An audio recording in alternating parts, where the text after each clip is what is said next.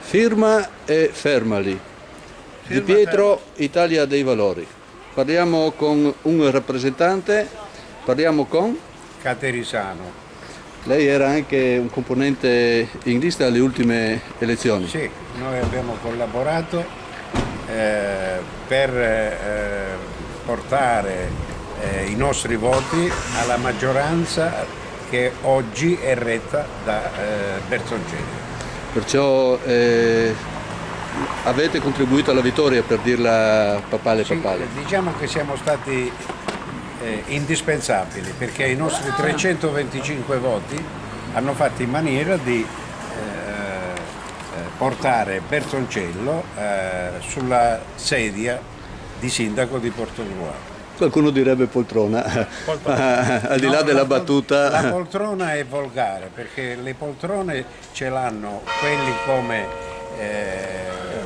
a Roma, va bene, che vivono sulle nostre spalle o cose così. A Portogruaro c'è piuttosto una sedia Si lavora, insomma. che Si lavora. La sedia perché si Sì, lavora, fino la a prova- poltrona lei la identifica sì, come fino chi a prova fa. contraria, senza difendere nessuno,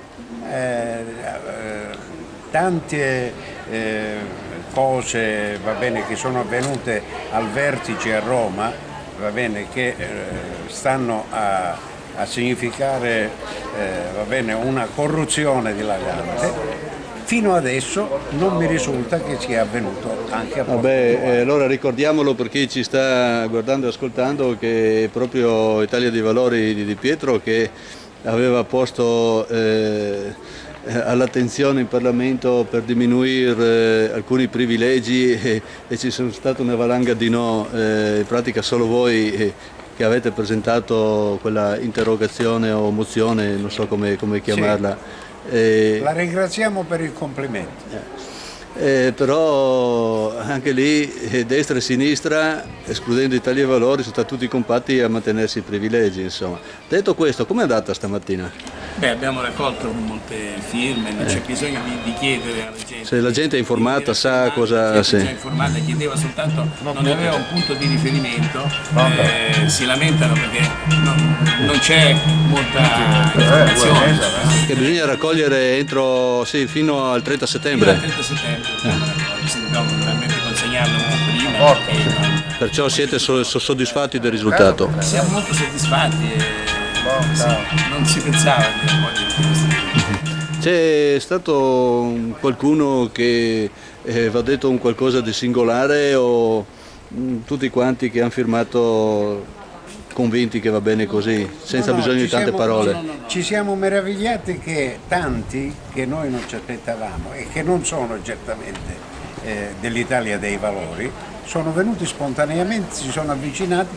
Questo significa che con molta probabilità la popolazione, la gente, eccetera, si è bene informata. Firma anche tu e ritorna protagonista. Scusi, quello che emerge chiaramente da questo referendum è che la gente veramente è stanca di questa situazione politica.